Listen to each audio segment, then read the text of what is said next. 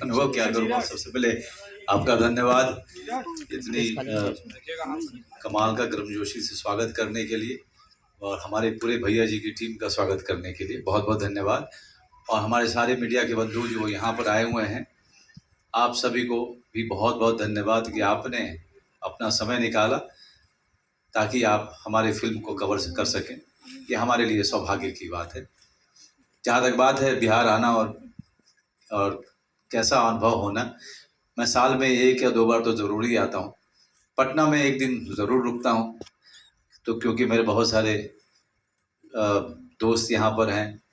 फिर यहाँ से मैं अपने गांव जाता हूँ और ज़्यादातर समय अपने गांव में रहता हूँ। मेरा घर है, मेरा परिवार है।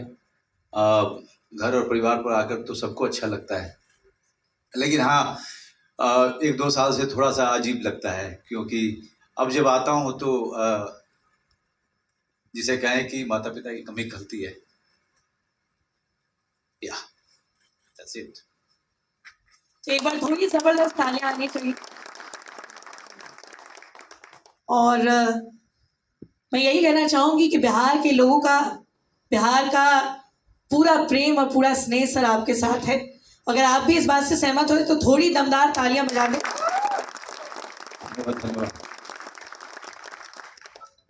और जैसा कि सर हम सभी ये बात भली भांति जानते हैं कि ये आपकी 100वीं फिल्म है, तो 100वीं फिल्म अपने आप में बहुत ही खास है।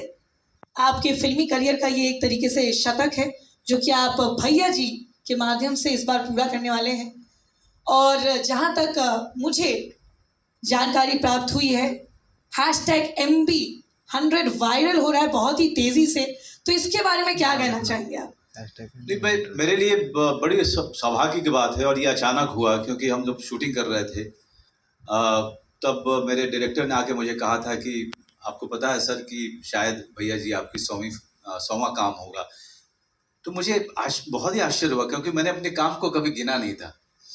और उसने कहा कि अगर ऐसा होगा तो मैं #MB100 प्रचार में डलवाऊंगा मैं, और देसी सुपरस्टार डलवाऊंगा। तो ये सब मेरे डायरेक्टर की कारस्तानी है, इसका मुझसे कोई लेना देना नहीं है। लेकिन लोगों को बड़ा अच्छा लग रहा है, लोग मेरे इस उत्सव में शामिल हो रहे हैं, मीडिया शामिल हो रहा है। मैं देख रहा हूँ कि मेरे मीडिया के जितने भी बंधु हैं हर जगह के, और यहाँ पे जनता और जो दर्शक हैं, वो सबको ऐसा लग रहा है कि जैसे ये उनकी जीत है। तो मेरी सबसे बड़ी उपलब्धि यह है कि उनको मेरी जीत में अपनी जीत नजर आ रही है। वो सबसे बड़ी बात है मेरे लिए। बाकी 100 काम करना और कोशिश ये करना कि हर काम पिछले से बेहतर हो, उसमें कई बार आप कुछ खराब भी कर जाते हैं, लेकिन ज़्यादातर काम जिसमें मुझे बहुत गर्व है कि ज़्यादातर काम जो मैंने किए वो कहानी प्रधान, चरित्र प्रधान फिल्में की मैंने। लेकिन अब भैया जी के लिए जब निर्देशक ने मुझे पूरी तरीके से आश्वस्त किया कि वो एक ऐसी फिल्म बनाएगा जिसमें इमोशन जो है, गांव का इमोशन, सौतेले भाई और सौतेले भाइयों के प्रेम का इमोशन, और सौतेली माँ और सौतेले बेटे के बीच उनका जो इमोशन होता है, उसको आगे लेकर के आए। क्योंकि हमेशा हम जब सौतेले की बात करते हैं तो ऐसा लगता है, क्योंकि जिस तरह से फिल्मों में और कहानियों में दिखाया जाता रहा है कि उसमें सब कुछ बुराई होता है। लेकिन जो बिहार से है या MP से है या UP से है, राजस्थान से और उनके गाँव से है, उनको ये भी पता होगा कि सौतेले माँ जो है अपनी माँ के बराबर होती है, सौतेला भाई अपना भाई होता है और उतना ही प्रेम होता है। ये भी मैंने देखा है अब जब मैं बड़ा हो रहा था इस धरती पर। उस इमोशन को हम लोग आगे लेकर के आए हैं और उसको एक मेन स्ट्रीम फॉर्मेट में इसको हम दिखाने की कोशिश कर रहे हैं। तो सबसे बड़ा इसमें जो है वो प्रेम का इमोशन है, और उस प्रेम को खोने का इमोशन है, जो सबके सामने बड़े पर्दे पर कल से दिखने वाला है 24 मई से। तो वाकई में बहुत ही रोमांचक, बहुत ही रोचक फिल्म ये प्रतीत हो रही है। और एक बात मैंने गौर की है कि ये बहुत ही एक्शन पैक्ड मूवी है, काफ़ी थ्रिलिंग, काफ़ी ज़्यादा एक्शन इसमें भरपूर है। और मुझे पता चला कि 95% जो स्टंट हैं सर आपने खुद परफॉर्म किए हैं। तो इतनी ऊर्जा, इतना जोश कहाँ से लेकर आ रहे हैं आप? बिहारी वहीं और हम जब बड़े हो रहे थे तो सब कुछ प्योर खाया हुआ है, सब कुछ गांव में उस समय गाय भैंस बैल ये सब हमारे, जब हम बड़े हो रहे थे तो हमारे जीवन के हिस्सा हुआ करते थे, बकरी हाथी। अब जब मैं गांव जाता हूं तो देखता हूं कि बहुत सारे लोगों ने गाय हटा दिया, बैल भी हटा दिए, क्योंकि उनको खिला पाना उन लोगों के लिए बड़ा मुश्किल होता है। उसको भूसा वगैरह उसको देना, चारा देना भी उनको काफ़ी महंगा पड़ता है। लेकिन जब मैं बड़ा हो रहा था तो बिहार के गांव जो थे वहाँ पर इस तरह का चलन था और बिना मिलावट का खाना उसको खाया और शायद ऊर्जा उसी के कारण अभी तक है और आगे भी अब जो अनुशासन है मेरे जीवन के अंदर में वो मेरा सबसे महत्वपूर्ण अंग है। वो उसके बिना मेरा जीवन चलता नहीं है। तो एक अनुशासन है खान पान में, जो है एक कंट्रोल है। उसके कारण ये सारे जो स्टंट हैं, मैंने अपने जो एस विजयन हैं, बहुत ही लेजेंडरी तमिलनाडु के एक्शन डायरेक्टर हैं, उन्होंने सारे बड़े स्टार्स के साथ ही हिंदुस्तान के सबके साथ काम किया है, चाहे नॉर्थ का हो चाहे साउथ का हो। उनको मैंने कहा कि सर अब मैं अपने 20 में और 30 में तो हूँ नहीं सर, ये देख लीजिएगा मुझे। तो उन्होंने कहा सर मैं तो 72 साल का हूँ, मैं आपको क्या देखूंगा, आपको सब कुछ खुद ही करना पड़ेगा। तो वो जो है बख्श नहीं वाले थे मुझे, लेकिन हर दिन जो है हनुमान चालीसा पढ़ के जाता था कि हे भगवान आज के दिन जो है रक्षा कर लेना मेरी। करते करते जो 19 दिन 20 दिन का जो सफ़र था एक्शन का, वो एक एक चीज़ मैंने किया है। मैं कह सकता हूँ कि शायद आप 95% कह रही थी, मुझे लगता है कि मैंने 98% खुद किया हुआ है। थोड़ी जबरदस्त तालियां। और वाकई में सभी एक्शन सीन्स जब भी हम लोग देख रहे हैं काफी जबरदस्त लग रहे हैं, काफी दमदार लग रहे हैं। तो आगे भी हम लोग बहुत सारी बातें यहाँ करेंगे, पर हमारे प्रिंट व इलेक्ट्रॉनिक मीडिया से आए हमारे प्रिय मीडिया कर्मी काफी लंबे समय से हमारे बीच हैं। तो मैं आप सभी से अब निवेदन करूंगी कि आप सभी एक एक करके अपने प्रश्नों को हमारे देसी सुपरस्टार श्री मनोज बाजपेयी सर से पूछें। सबसे फेमस डायलॉग कौन सा होने वाला है आपका? जनरली डायलॉग बहुत वायरल हो जाता है, जो अभी जो बहुत फेमस हो रहा है, जो ट्रेलर में है कि निवेदन नहीं नरसंहार हो, वो सबसे ज्यादा मैं देख रहा हूँ कि लोग उसे पसंद कर रहे हैं। मनोज जी आप हाथ उठा लीजिए जरा, इधर इधर जी। अच्छा, मेरा नाम मुकेश हुआ, मैं ANI से हूँ।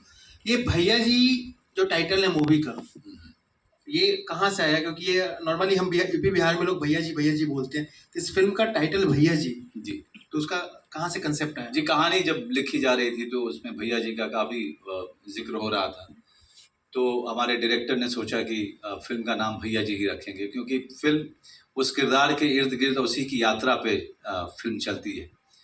तो वो चरित्र जो है इस फिल्म की रीढ़ है, तो इसलिए उन्होंने सोचा कि इस फिल्म का नाम भैया जी रहेगा।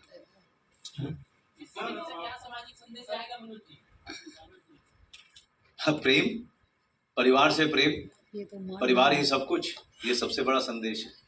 बोल दिया तुम्हारा सवाल। एक निवेदन है मेरी, बाकी में का कीर्तन होला। जितने भी लोग प्रश्नों को पूछने की कोशिश कर रहे हैं अपने हाथों को ऊपर कर दें, माइक आप तक पहुंच जाएंगे। माइक पहुंच गया मेरे पास। सोनू राज मेरा नाम हुआ, सीतामढ़ी से हूँ मैं, और सीतामढ़ी का इसमें जिक्र हुआ है, तो क्या सीतामढ़ी कुपड़ी? नहीं, सीतामढ़ी है। अच्छा, कुपड़ी ये गलत है क्या? नहीं, देखिए वो क्या है कि जो जिन्होंने लिखा है उनका संबंध ही नहीं है बिहार से बेचारों का। और मैंने उनको कभी सही करने की कोशिश भी नहीं की, क्योंकि जब कहानी कहते हैं तो बहुत सारी चीज़ें जो हैं काल्पनिक भी होती हैं। और छत्तीसगढ़ के हैं राइटर जो डेनमार्क में ज़्यादातर समय बिताते हैं और मुंबई आते हैं जब उनको काम मिलता है, तो दीपक किंगरानी। और सही करना ही क्यों है कि बहुत सारी चीज़ें काल्पनिक हैं, तो ये जगह भी थोड़ा काल्पनिक रहे तो ज़्यादा अच्छा है। सर बेके हमसे आरजे चोखा बात कर रहे थे। कहाँ हाथ? हाँ सर, है नहीं बड़ी तो भैया जी रोल करे खातिर रउआ के कितना तैयारी करे पड़ल भैया जी बने खातिर? देखिए जितना रोल आदमी करला सब में 2 से 3 महीना ते जाला। जब भैया जी होत रहे तब हमरा के राइटर और डायरेक्टर बार बार ये लोग हमरा के शामिल करते रहे लोग अपना पूरा राइटिंग में, हमरा के सुनावत रहे लोग, हमारा राय लेते रहे लोग। तो वो तैयारी में ही बहुत सारा हमने के हमरा और के जो सजेशन रहे जो राय विचार रहे सब लोग रखलस वह तैयारी में हमार बहुत सारा तैयारी हो गई रहे।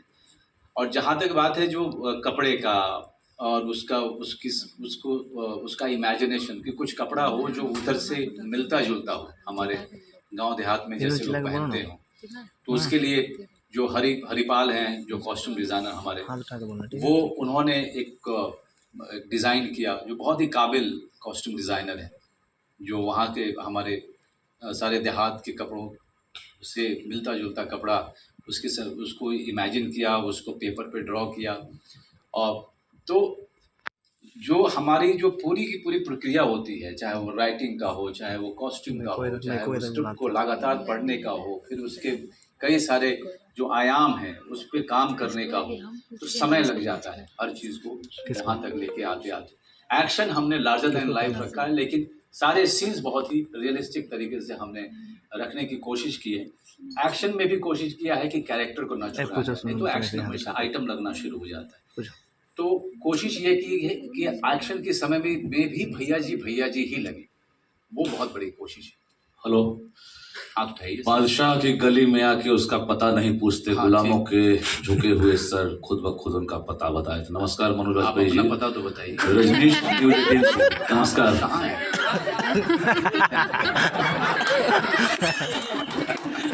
तो ये इस डायलॉग के साथ ही आप चाहें कि बिहारी दर्शकों को बड़ा तोहफा दे रहे हैं, तो इस फिल्म के लिए क्या तोहफा देंगे? शतक मारने जा रहे हैं। शतक अपने आप में एक बहुत बड़ी सफलता है जी। अच्छी मनोरंजक फिल्म, जिस तरह की फिल्मों में मुझे बहुत ही जिसे कहें कि अभिभूत किया जब मैं बड़ा हो रहा था, जब मैं पढ़ाई लिखाई कर रहा था बेतिया शहर में, जब मैं फिल्में देखने जाता था तो शत्रुघ्न सिन्हा जी की फिल्में, विनोद खन्ना जी की फिल्में, अमिताभ बच्चन जी की फिल्में, उन फिल्मों को देखता था तो वहाँ से जो है दिमाग में ये बात आई कि मैं अभिनेता बनूंगा।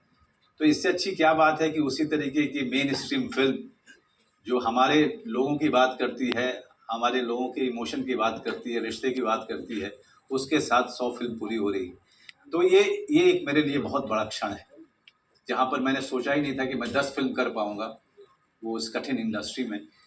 आज देखते देखते जो है इतने साल गुजरे और 100 फिल्म 100 प्रोजेक्ट के मुकाम तक पहुँचा मैं।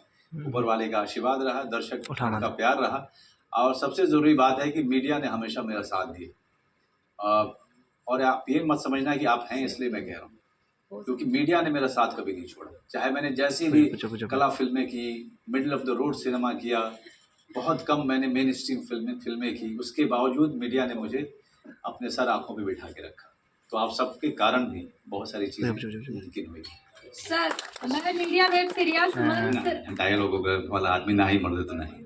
मनोज सर हाथ उठे। हाँ। Media web series sir, Delhi हो चुका, लखनऊ हो चुका, यूपी हो चुका, अब बिहार के बेटे बिहार में झंडा कब गाड़ रहे हैं? अरे बिहार में झंडा काहे खातिर गाड़े? जब बिहार आदमी आवला यहाँ पे मजा मस्ती करे, अपने दोस्त यार के संगे मिले, झंडा फहरावे खातिर ना आवे नहीं जा। झंडा आप लोग फहराएंगे मेरा।